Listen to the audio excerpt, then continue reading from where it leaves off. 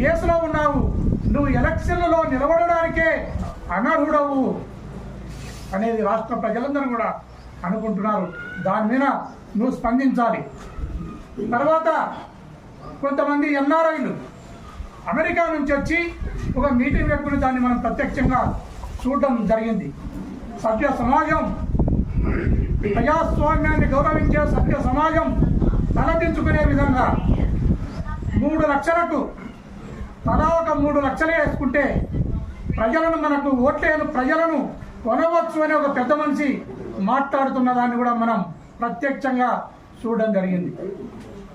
ఇంత ఎలక్షన్ ప్రక్రియకు విఘాతం కలిగించిన మీరు ఈరోజు ఏందో జరిగిపోతుంది అనే మాటను మాట్లాడుతూ ఎలక్షన్ కమిషన్కు లేదా అక్కడ ఇక్కడ పిటిషన్లను పెడుతూ వైఎస్ఆర్ కాంగ్రెస్